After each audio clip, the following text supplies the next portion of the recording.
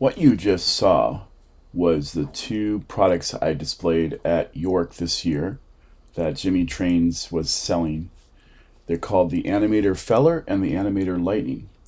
The rest of this video will talk about the journey to get here, which was at a blazing pace.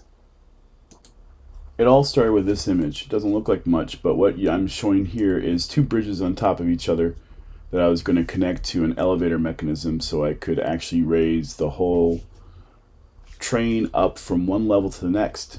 But that exposes the end of the tracks where the cars can go right off the edge and careen to the floor. I wanted to create some motorized gates to work on that. So what I started doing is exploring evaluation kits for microcontrollers, and I started with Arduino, shown here.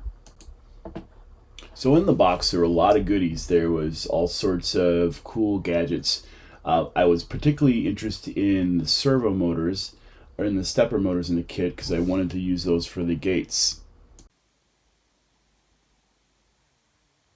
So I figured I was all set for my elevator. I could just use the servo motors to close the gates and stuff. So I watched some videos about different kind of gate designs and things, and I found a tree feller video of a guy chopping a tree and the tree coming down, and I thought, well, wait a minute, maybe I could use a servo motor for that. But the Lego didn't have any audio components in the box. I started reading that the Pico was actually a more advanced processor, and so I got an evaluation kit for the Pico, and then discovered it came with a speaker. This was February 17th. So I got DaVinci Resolve out and started mixing some publicly sourced tracks together to make the same kind of sounds that I saw in that video. So I went down the rabbit hole really quick. The gates were forgotten, the room renovation was halted, and I was deep diving into this new concept.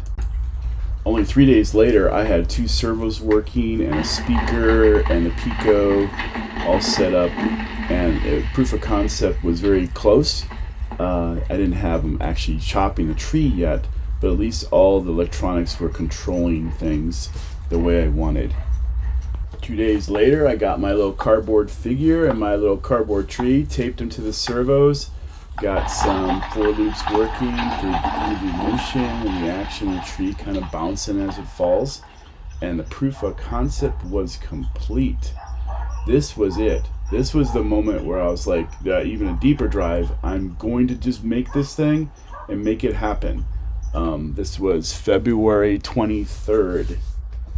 Of course, the cardboard speaker wasn't going to make the cut, so I started 3D printing boxes for the speakers I had.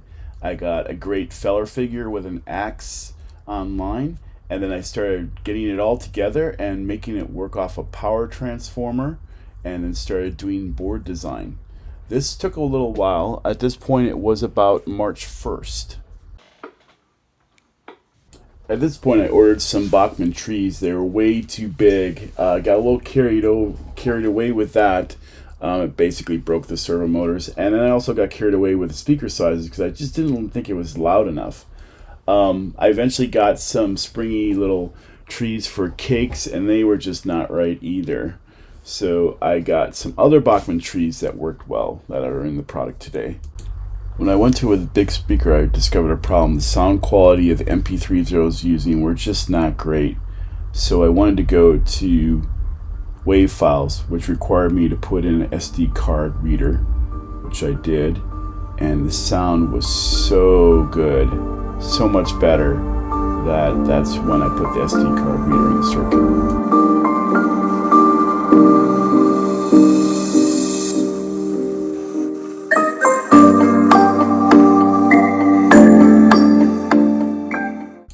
At this point, I was so excited. Everything was falling in place. I incorporated all the design changes in KiaCAD and submitted my board to a board house, and this picture shows the board house actually approving the design.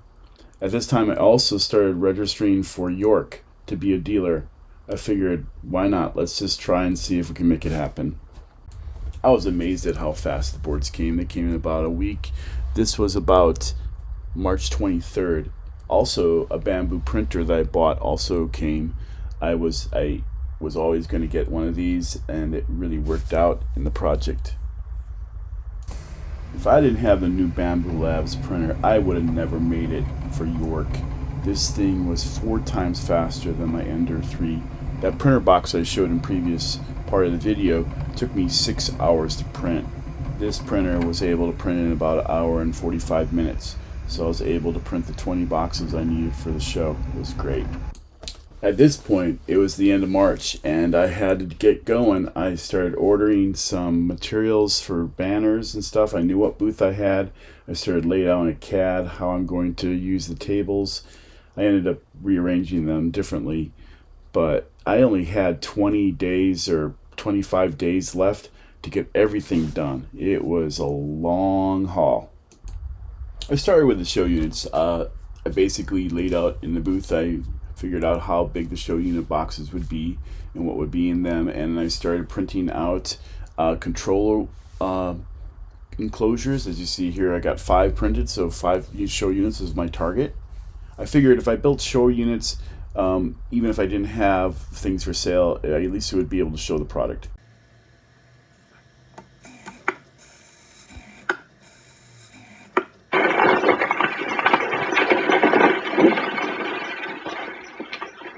Then I started working on scenery. I'd never done scenery before, and this was actually kind of a good reprieve. It was pretty fun compared to all the production stuff I was trying to get through the 3D printers and the laser cutter.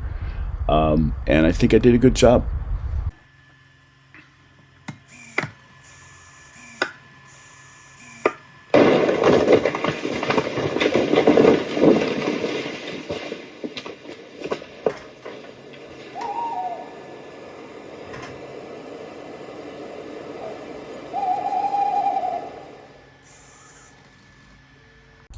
And the rest of the work was just banging out the production items, making packaging, getting everything ready for the show.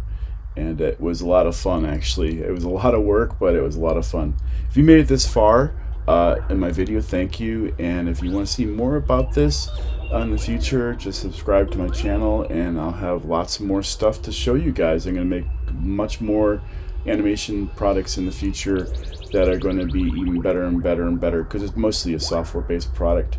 So if you want to check that out, check out jimmytrains.com for any kind of new stuff that I'm doing, or the YouTube channel here. I'll be outputting videos about the new things I try. I think this is my stick. I think this is what I'm going to stick with the YouTube, is updating my layout and showing cool animation stuff that I'm working on. I think I found my brand, I guess you could say, this is it. Okay, thank you. Bye.